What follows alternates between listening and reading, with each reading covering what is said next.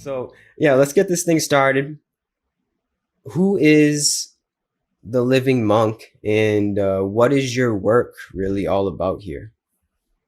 Thanks for asking, Gary. So the living monk is a concept that I put together. Is not a specific person, but I would say it's an attitude around spirituality, attitude that makes spirituality a living, a real living concept, practical concept, something which is applicable, practical to this day and age. Many people sometimes when they think about monks, they would think, oh, this is something that I have to detach myself from family, from society, from money, uh, go hide in the Himalayas and mountains and caves and forests. And of course, there's a concept of monkhood like that, but this is not the path that I was brought up into in my spiritual upbringing, and also the monastic attitude that I was brought up with. It was very different.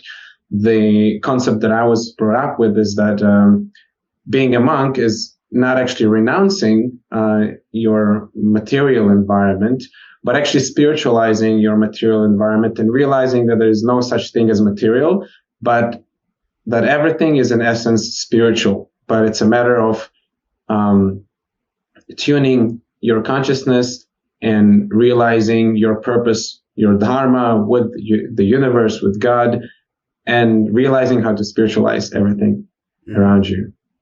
Well, but just to clarify, you actually were a monk, right? Yes. Okay. Yeah, I was practically dedicated for 7 years. I was a monk in different monasteries. Part of that time, I was also traveling. And during the traveling time that I started filming different videos from interacting with people and sharing with them different spiritual concepts. And uh, across that sharing, I found out that, oh, there would be like a lively interaction to share online. So I started a channel and I was looking for a catchy name for for that channel. And I thought about, okay, well, let me actually the name came from a different channel. I think it was called like Living Tony or Tommy, like a YouTuber that would just live his life and share what he's doing, which is basically traveling. And I thought, let me just grab that living aspect and put that with a monk, with like the costume that the attire that I was wearing at that time, and share my life like that in a very simple, authentic way. And yeah, it's sort of it spoke to a lot of people, and later on, in around the beginning of last year, I started to more expressing the whole world of coaching through that and personal growth, and really exploring different avenues and expanding on what is the concept of spirituality at large, and again in a very practical way, which led me in the last half a year really developing the whole area of men's wellness, and this talk that we're about to have now about this topic. Yeah. So yeah, let's get into that. How did you transform from, the monastic lifestyle into what you do now, helping men get over their porn addiction? What led into that? Well, in 2020, during the pandemic, that was the time that I actually shifted my how should I call it, from monastic life to regular A material lay life. person? You say? A lay person? Yeah, it can sound like that, I guess. And I was struck with so many different challenges in life, like finding a partner, finding my occupation, my service to the world, not necessarily from that spiritual background. And I took a few courses about personal growth, about coaching, and that whole area and life really spoke to me, which because it really reminded me of the service I was doing in the monastery a lot.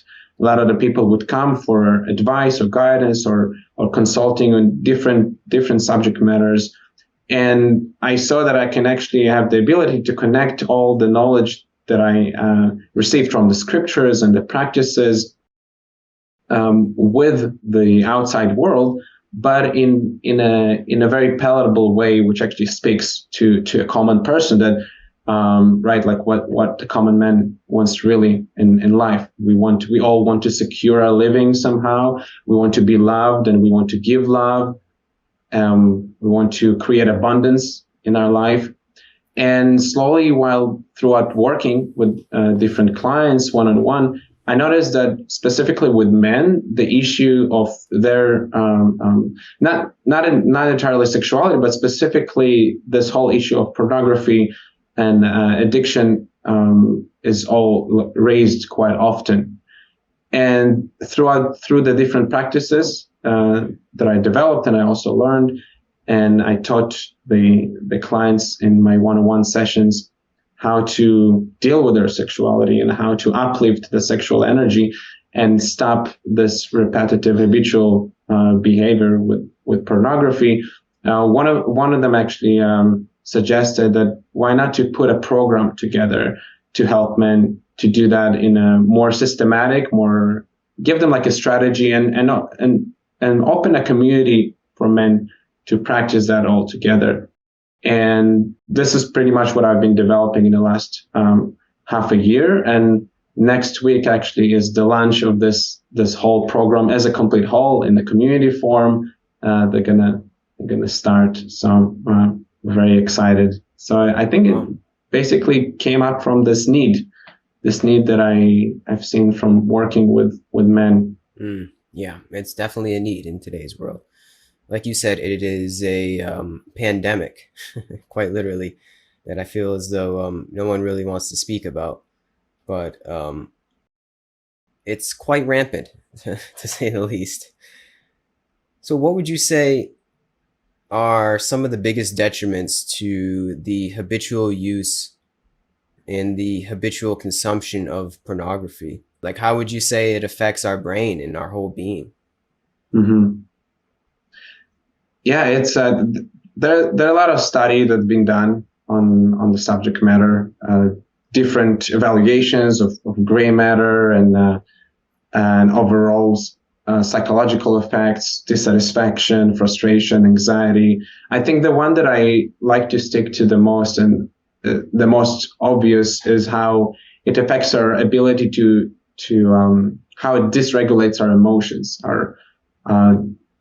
There's the part of the brain with the prefrontal cortex, which is really tempered by habitual usage of pornography, and the whole nervous system is basically being disconnected, tempered from the prefrontal cortex, affects our ability to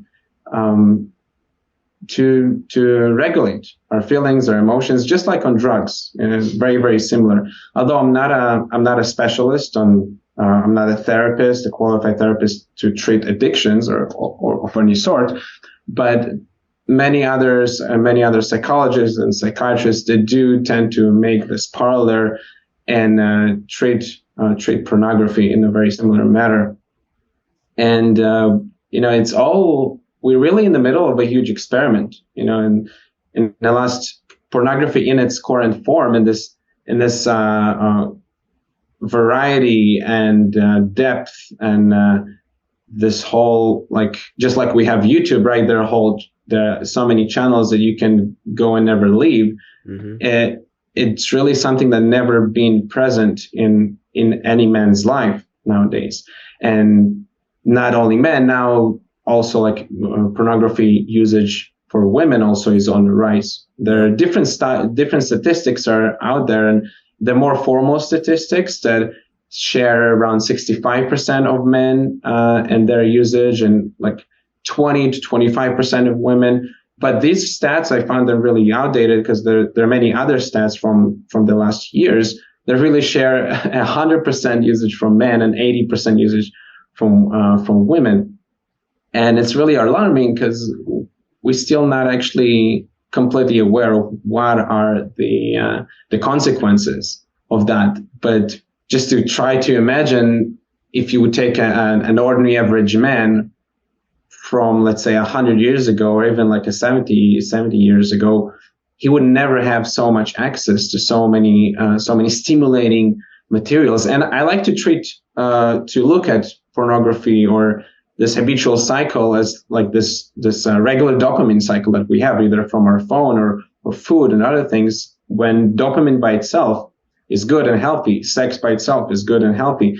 But when you don't have actually anything in that dopamine seeking cycle that you have to work for and aspire and put some time and effort and thought, then the whole thing becomes abusive, and it becomes just like a drug, when the only thing that you need to do to get the drug is to go and get it and try to get the money. Yeah.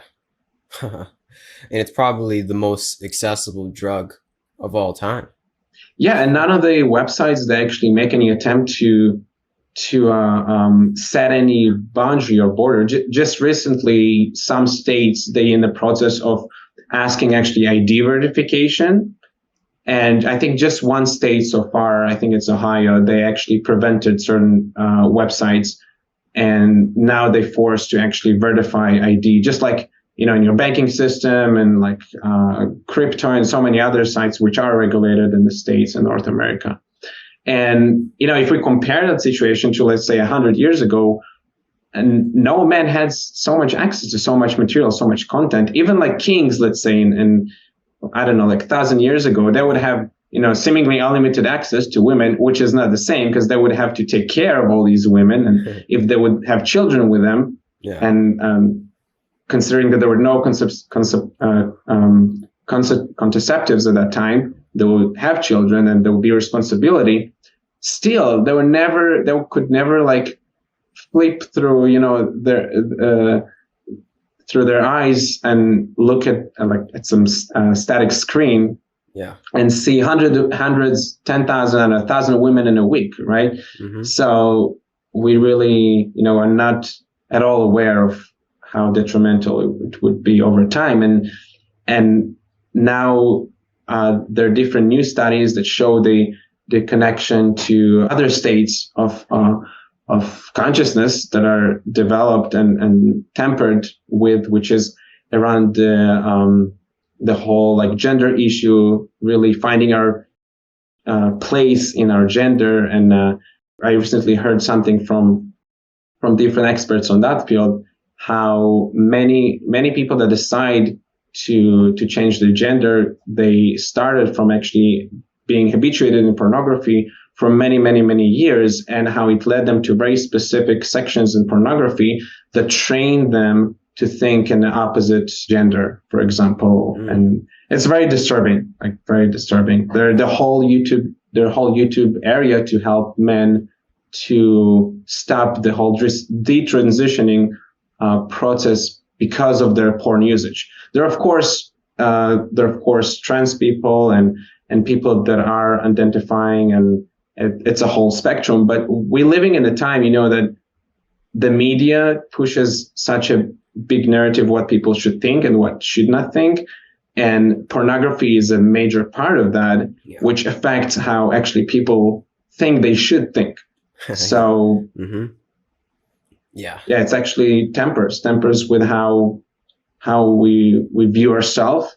And part of you asked, I think, before, what actually the effect of pornography on our being as a whole. And one of the effects is actually disassociation. And disassociation is a stepping stone to gender dysphoria or dysmorphia, genital dysmorphia, and all these other things, that causing us to ask, really, is my God-given body and vessel, or yantra as we call it in Sanskrit, is it where I'm ought to be, or I can just change it and change my karma and all those different things. And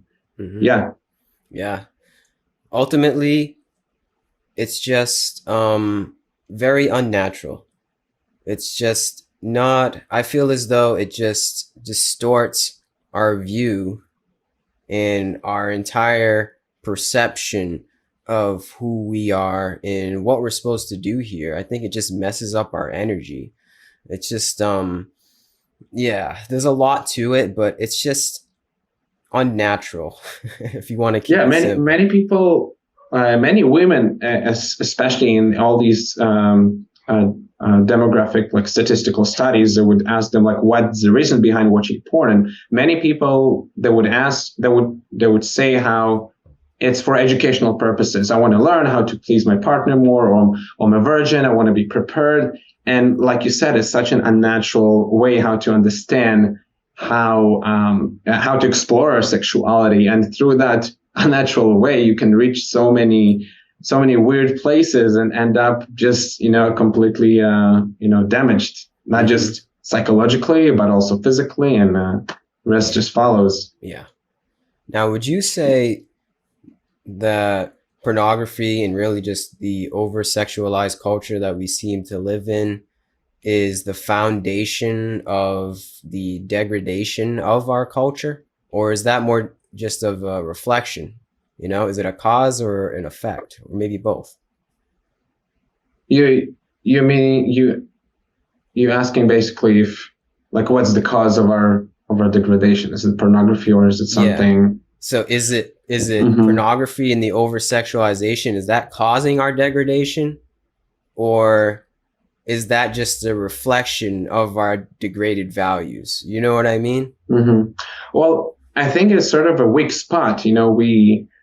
We all came here to this material world, to this material sphere, to enjoy and utilize this propensity of enjoyment to the highest extent. And according to the ancient Vedic scriptures, God created this place for Mm-hmm. us to enjoy, and then realize that there's no actually enjoyment here. Yeah. And sex is like the most stimulating type of enjoyment you can imagine. Like no drug can actually give you that stimulation over and over. So I think pornography just hits that weak spot and just opens an outlet in, and especially if we speak about a culture which is bereft of really strong core values that define it as define really what is humane, what is inhumane, what is right, what is wrong, what is black, what is white, and leaves a lot of gray area. Then slowly over time, over 10 years, 20 years, 50 years, that just becomes more and more chaotic, more and more detrimental. I think in the West, it started from the like the invention of the um, sorry, I forgot the name of the contraceptive method, but it's the pill that women take, the pregnancy. Oh, Uh, plan B? well, the whole like the Contraceptive? yeah, the specific contraceptive that uh, I have I think it's blacked out, called plan whatever. B pill, right? I don't know. Yeah, Is I that what get it's like called? one of these pills. Yeah, so uh, and it just opened up this outlet to exploring your sexuality in unregulated, not exactly unregulated, but not in a way that requires any responsibility. Because Yeah. um, still, like, there's like the later stage of, let's say, of abortion, which is also promoted as from my point of view, just like another contraceptive method. It's not a real not a real way to again take responsibility. So yeah, it's hitting a very weak spot in our culture, and I think there's not sufficient broadcast of strong values about femininity, about masculinity, about their healthy coexistence together, about living responsibly, about God. Everything is very both impersonalized and both manipulated to very particular agendas, either Mm-hmm. pharmaceutically or politically, which is very much goes together many times. And yeah, from there, the gate in a way has been open to such an extent that anything can happen, like from now on. So Mm. Yeah, and anything is happening. That's the thing. Yeah. Yeah, and sexuality by itself, there's so much, like, living aside even what happens, even if we go 1,000 years ago, it's like an eternal, in the material, from the material point of view, the topic of sexuality is also eternally present here, and internally with that, Mm-hmm. the topic of guilt and shame is always present there. How do we balance? How do we take to responsibility and being empowered from sexuality, from our dynamic with sexuality, rather than letting our sexuality drag us into guilt and shame? Because the guilt and shame just sucks everything within it, and expands on anything negative that comes into that. And my answer to that is that guilt and shame actually can be dried up by speaking about it. There is a saying, I forgot who said that, but that guilt and shame derives its power from being left unspoken or unseen. And I really much appreciated you inviting me and speaking about this topic, because I think simply by speaking it and raising the topic of what is actually a healthy relationship to our sexuality, by questioning that, we can help so many people that are seeking answers. Mm-hmm. Yeah, so it's not necessarily repressing or negating the sexual energy that is ever present in our being. It's more so just having a healthy relationship and utilizing that energy for ourselves and ultimately the greater good. Yeah, yeah, Mm-hmm. totally. In one ancient scripture, the Bhagavad Gita, if the viewers are familiar with God, Krishna, he shares actually how I am that sex pleasure. But there's a continuation to that sex pleasure, which is practiced according to dharma or yoga or religious principles in the more Western translation. Mm. So that sexual pleasure, that high volume stimulation is actually God, but not connecting that in a healthy way to our society, to our community, to our true propensity in life, and not taking responsibility over that turns it to that which is not God, which is in Sanskrit Maya. Mm-hmm. Mm. Wow. So it's the quickest way to God, or quite the opposite. It's just about how we use Yeah, our like innate a sexual knife, energy. Mm. right? Like a knife. You can use the knife in so many ways. A surgeon uses a knife, and a thief uses a knife. Sometimes they use the same knife, right? So Yeah. it's a matter of how to utilize that, and that energy can liberate you, and can also entangle you deeper and deeper into the cycle of birth and death, or samsara in Mm-hmm. Sanskrit. Yeah. Actually have got the Bhagavad Gita right here. Got Oh, the chapter awesome! 16 prepared. I'm going to read a little excerpt on that note. Just a Please do. little excerpt. Um, Krishna says, "Some people have divine tendencies, others demonic. I have described the divine at length, Arjuna. Now listen while I describe the demonic." In preface, I'm not calling anybody a demon here, and I don't think Krishna is, but it's the tendencies, like we said, that can either bring you closer to Krishna or further away. The demonic do things they should avoid, and avoid the things they should do. They have no sense of uprightness, purity, or truth. There is no God, they say, no truth, no spiritual law, no moral order. The basis of life is sex. What else can it be?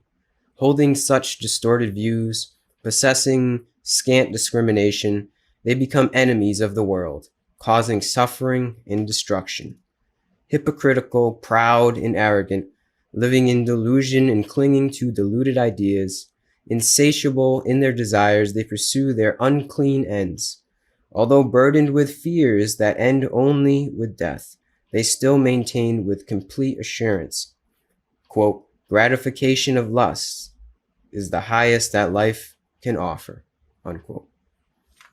That sums it up right there. There's a little more that goes on in the chapter, but I'll keep it at that.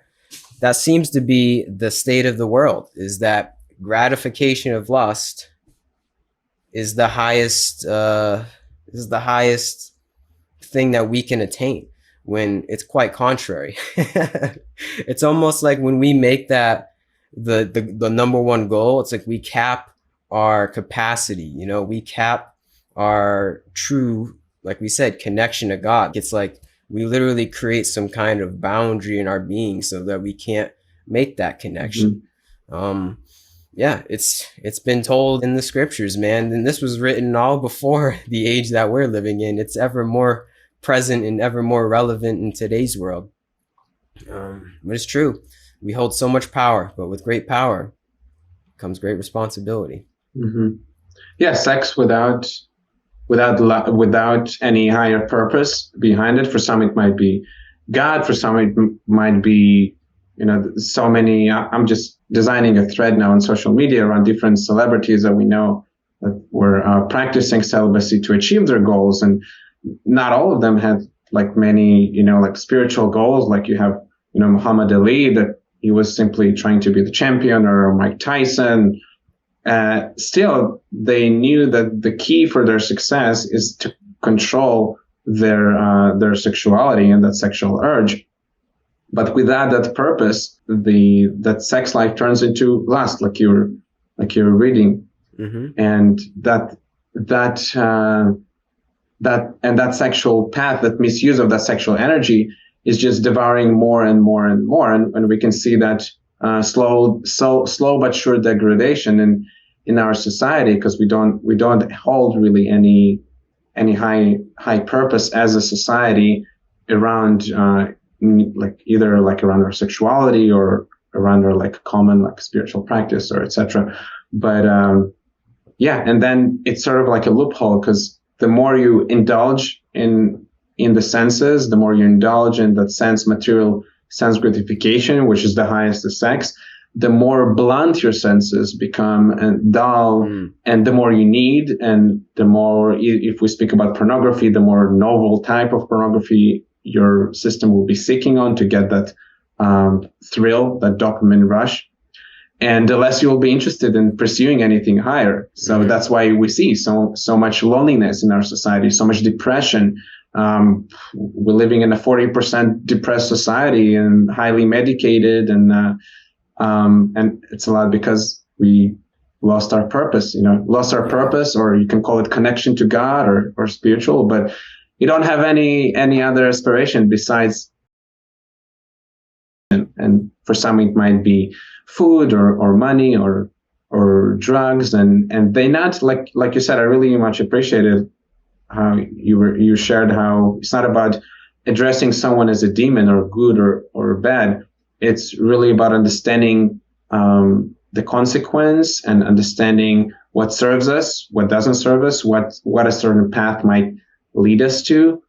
And it's about understanding also how society naturally works and flows. And this is also a big teaching in the Bhagavad Gita, how God explains that he shares this human experience in our society from the material perspective in eight type of social and spiritual structures or divisions.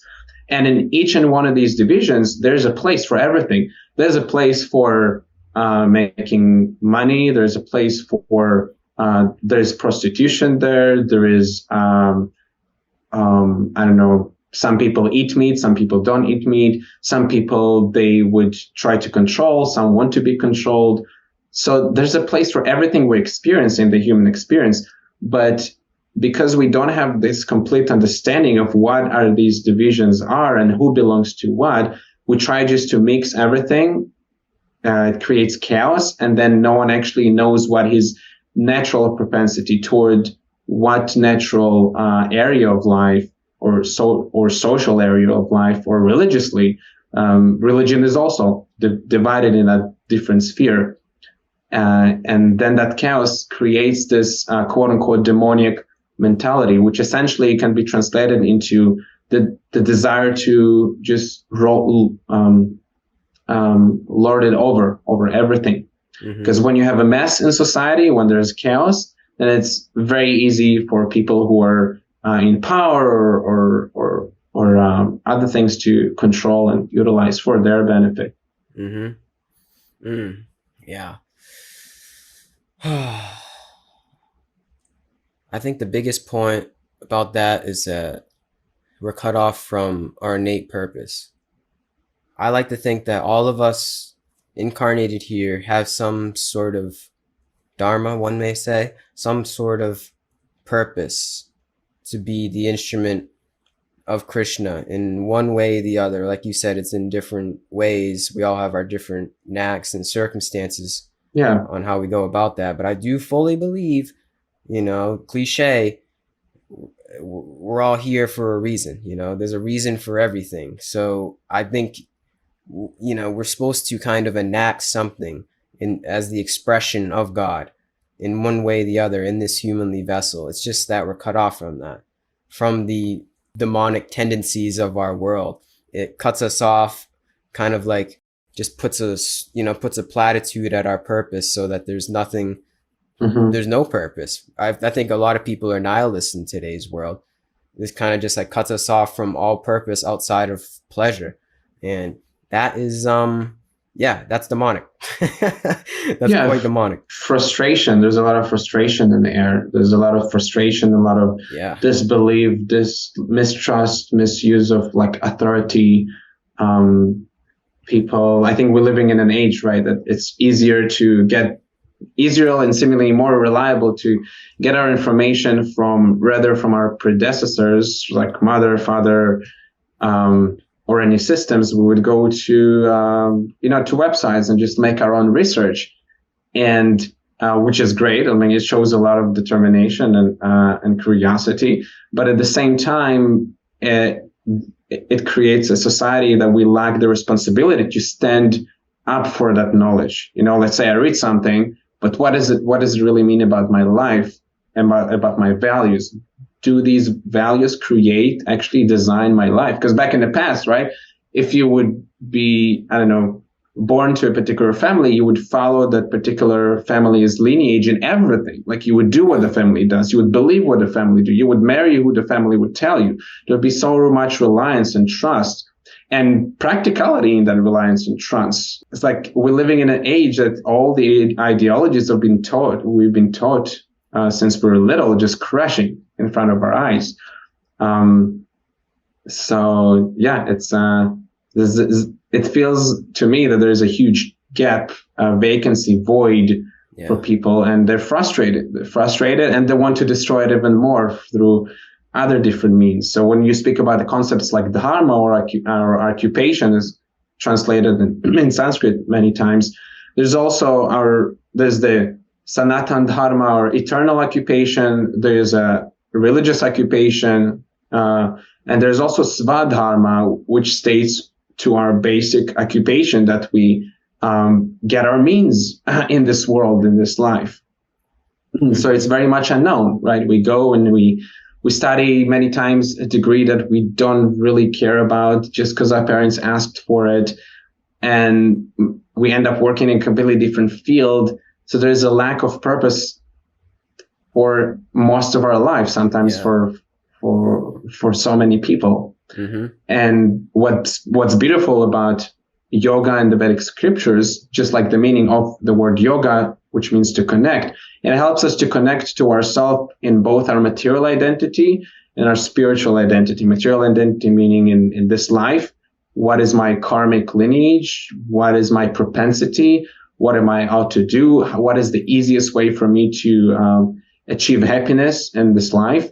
And spiritually, okay, how to understand that this is a source. Ultimately, this is a temporary place, which is going to cause me sooner or later misery, and how to live in a detached way, being Mm-hmm. present, but still detached, preparing for that final moment, preparing for death, and ultimately leaving this world, continuing to live in my eternal life, eternal form with God. Mm. Well said. Well said. And that's what it's all about, is establishing that connection with God while we're still here, while we're still somewhat cognizant of our, how do I put this, of our ability to connect to God, like being able, while we're, I guess, not suffering in a way. I guess I can say I'm not suffering right now, and you're probably not suffering per se. So we're using this time effectively to establish that. So yes, when we do um, reach the great beyond, I guess you could say. It's almost like we're ready.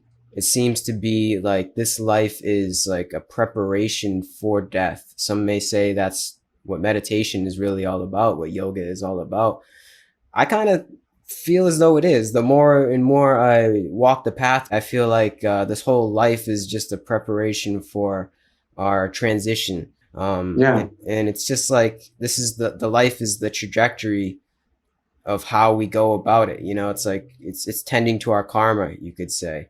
Um, yeah, it seems to be that's the if you want an overarching purpose, it seems to be that's the overarching purpose here. It's to I guess transcend the wants and needs of the body, the pains and pleasures, and see what's really going on here. And really, what's going on, it's to just connect with God, connect with a greater purpose, a greater whole, a greater connection, a greater, just a greater part of our being, so that it makes the transition a little bit easier to bear, I guess you could say, like a little bit smoother, less inertia,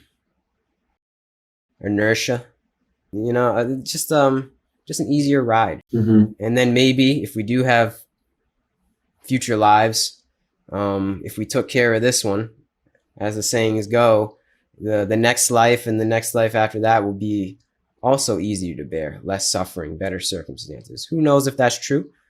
That's what they say in the scriptures, but it's really all about just taking care of the here and now, establishing that connection in the here and now to the ever-present moment, to the eternal whole, this infinite wholeness, Krishna. And yeah, from there, life just becomes a little bit better, I guess you could say. I feel like that's the true key to this so-called happiness that we all yearn for. It's really just connecting to a greater whole.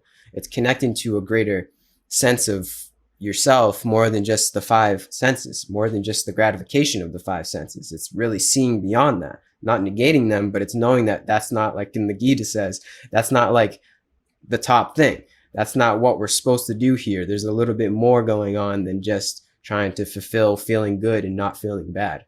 You know, but if we, getting back to the topic, if we get lost in the plateau of porn, it traps us at the body. I'm pretty sure that it's trapping all of us into this confinement and prison, or perspective of a prison of the body. It's just keeping us very lowly, so we don't know that there is a connection to a greater whole, which ultimately gives us purpose, you know? And it's so accessible. It's so easy. If there is some kind of cabal or some kind of agenda behind it, man, I don't want to go down that rabbit hole too much, but if there is, that's the purpose behind it. It's to disconnect us from God. That's a whole topic in itself. You know, that's a whole other thing. But you know what I'm saying? It's like really what porn does, and or the over-sexualized world that we live in seems to do, is it really just cuts off that connection. It traps us into just the body, when really we're more than just the body. It traps us in a very nasty way, like the topic of disassociation. That people that work with the DSM-5, the different diagrams and characteristics of different mental disorders, it actually describes how it makes us numb to the human experience. Yeah. It makes us either nihilistic or just detaches ourselves in a very unnatural way from the body. It's like the opposite of Tantra. Yeah, yes, exactly. Instead of elevating ourselves to this understanding that we are the soul, and living life in a spiritual way within the body, we go even lower than thinking that we're the body, because we're not even able to understand that we are something else but our experience. And in the Bhagavad Gita itself too, there is a description of how our human experience, not just human experience, but experience in the material world is painted in three, they call it three gunas, three colors of material experience: and passion, goodness, and ignorance. It's subtle way how to paint our experience. And basically it shapes how we react to the world, how we perceive the world, how we perceive everything, starting from let's say our parents and our school, our friends, and also sexuality and food and all these different essential things are also included there. And the more we narrow ourselves to the spectrum of ignorance, mode of ignorance, which numbs our experience in the material world, the more it traps us in this difficult state of consciousness, very numb state of consciousness. And the way how yoga progresses, it would take you from ignorance to, you would utilize some passion. And from passion, the goal is to elevate yourself to goodness, to have a spectrum of goodness in your life and narrow it as much as possible in goodness. So then you can actually think about transcending the whole material experience by itself, but without actually coming to goodness, it's impossible to do that stage of transitioning. Like someone might even hear about transcendence, but if he is still very narrowed in his way how he see the world from ignorance, he might actually even confuse the state of goodness to inertia, to just like being very isolated, or let's say practicing silence, or practicing not using any money or other things, just ignoring the material world can very easily turn into escape philosophy that takes us away from transcendence. Because the way how to really approach transcendence is to come through knowledge, which is the qualities of the mode of goodness, knowledge, abundance, patience, curiosity, acceptance, open-mindedness. It's all, there are many more qualities that described there in, I think it's the 14th chapter in the Bhagavad Gita, the modes of material nature. And it describes how connecting to these qualities, you can actually understand practically how in your life you can transcend your particular situation at work, at your family, in your particular religion. So the Vedic paradigm, or the Vedic color scheme is not religious at all. It's something that simply gives knowledge and an alternative approach to people from all religions, from all philosophies, and from all parts of sexuality too. It's all included there. Yeah, so pretty much summing that up, of the three energies of Rajas, Tamas, and Sattvic, it's refining our lifestyle, and in that refines our views of the world and the way that we present ourselves. So would you say that is the path, the yogic path? It's really just establishing healthy patterns for one's life, a healthy maybe lifestyle, and the way that we go about it. And the basis, the foundation to that is understanding that we are completely affected by our association. So these three modes of nature, sattva, rajas, and tamas, they are primarily stage of our consciousness, which are constantly we associated within our mind. In our society, there's a lot of stress on independence and how independent and unique and individual we are. And that's complete BS. And we can see it now because there's so much push to individuality. And I noticed that before I considered to be a monk, because I saw that everyone's pushing me to be individual. But what's so individual about trying to be unique all the time? Everyone's just trying to be unique, and it's all one just pile of like chaos. And no one actually sees my individuality in that pile. The most unique thing would be to do the most ordinary thing, is to put this one costume that all the rest of the people that put. And then I actually realized, okay, my individuality really sparks from having this orange robe, So the yogic practical approach to life is that you really consider heavily what is your association, how you're affected by that, starting from these three modes of material nature. And then everything is good, everything is right. Because instead of looking at reality like looking at reality or looking at our social structure as right or wrong, pro-life or pro-choice, gender ideology or conservative or liberal. Like this is all black and white philosophy, but instead of looking in reality like this, you start to see, oh, okay, these are people from a very specific area of life or particular mode. There's a people from a different sphere of life, and it's all part of this color scheme of the human experience.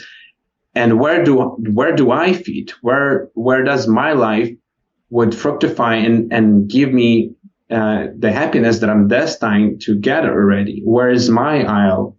And really considering what is how we affected by everything we perceive, like online, in person, and yeah, and then taking the next stage would be taking responsibility and living that life according to these values in that particular color grade that we pick. Mm-hmm.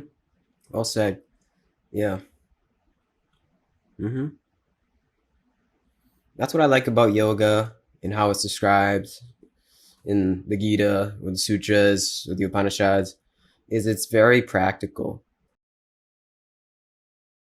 Maybe even more so in today's world than when it was written. But that's what makes it almost a miracle, is the words still stand in the human experience for what it was, the guidelines Mm-hmm. and the structure that was given to us. It's still so relevant to how we go about living our life and refining our life.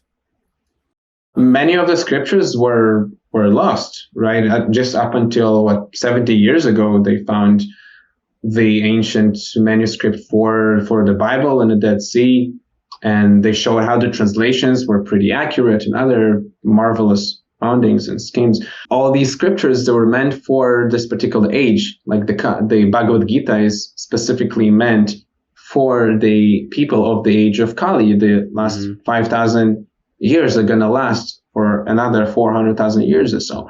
So yeah, the more actually we go along this path of this particular millennium, which in the Vedas described as the Kali Yuga, the more these scriptures going to become more and more relevant.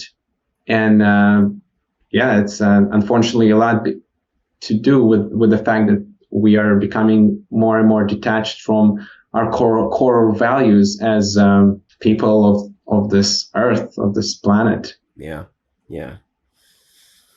Well, luckily we do have the scriptures, and we have people like you that are, guiding others along the way and showing others the way. Yeah, I don't really have anything else to say. I think that's probably a good point to wrap this up at. Do you have anything you'd like to say? No, I feel complete. I feel grateful for you allowing me to speak on your platform and share with you and the audience. The mission of the living monk. Well, I appreciate you. I appreciate your time, effort, and wisdom that you brought to the conversation. Yeah, keep doing your thing, man. You're fighting the good fight. I don't have anything else to say. Hare Krishna. Hare Krishna. Yeah, thank you for anybody that listened this long. I don't know. I'm trying to think of a good, last line, but I don't got anything else other than thank you. So thank you again. Appreciate it, and wish you all the best. Thanks, Gary. Peace and love, everybody.